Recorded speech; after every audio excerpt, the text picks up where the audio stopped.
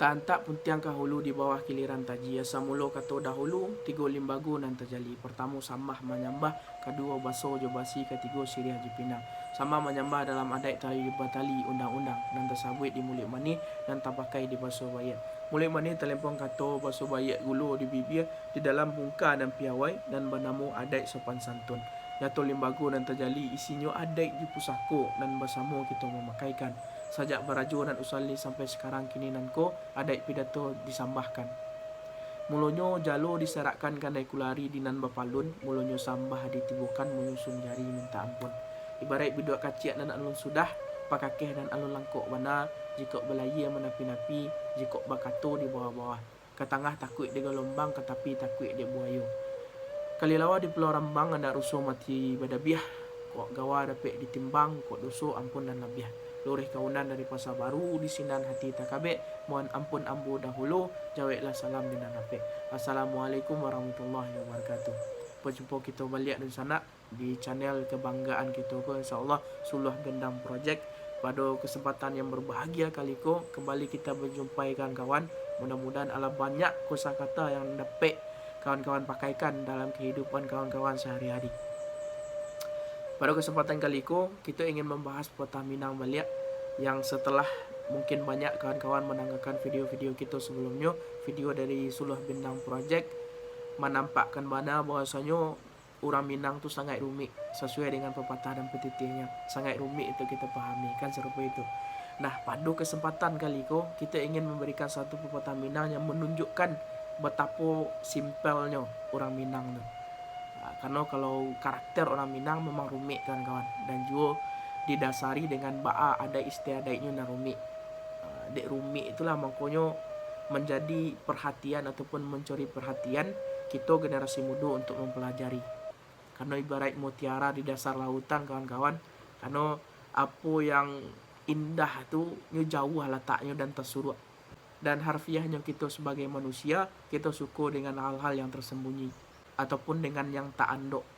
Nah, itu akan membuat kita sebagai manusia penasaran, maka timbullah keinginan untuk mencari tahu. Nah, itulah adat Minang di sana kesadonya. Jadi pada kesempatan kali ko yang ingin kita bahas adalah lama di awak ketujuh de orang. Simpel kan orang Minang. Sesimpel-simpel orang Minang di sana kesadonya, ambo raso alah diwakilkan oleh pepatah ko.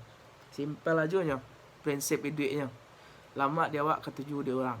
Pada hari ko ambo mencoba tampil di depan nusana kesadonya ya dalam rangka ya dan sana lah tahu untuk meningkatkan kembali pemahaman kita bersama-sama kita beraja. Nah, itu lama mana di ambo gitu.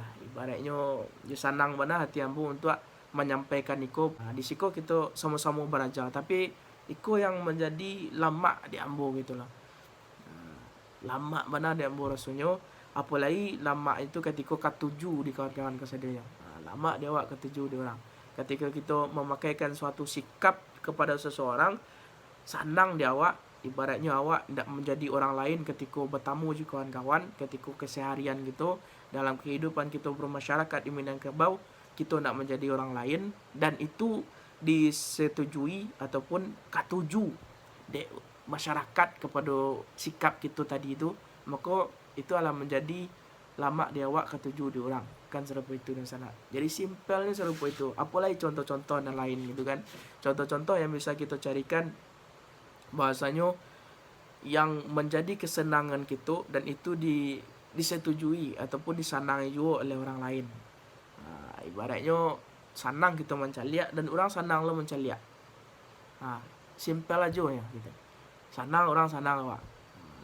Sanang awak, sanang orang. Kan mode itu tuh di sana. Ya sekian di sana pada video kita kali ko. Ya, tidak banyak yang perlu kita sampaikan karena memang sesimpel itu orang Minang. Kalau kita bahas rumitnya, ya memanglah rumit saja video-video sebelumnya. Tapi pada video kali ko akan menggambarkan betapa simpelnya orang Minang. Lama di awak ketujuh di orang. Simpel saja ya. Oke, di sana mohon maaf dari ambo jikalau terdapat kesalahan dalam kata-kata. Ambo akhiri dengan duduk surang sampai-sampai duduk bersama balapang-lapang. Wassalamualaikum warahmatullahi wabarakatuh.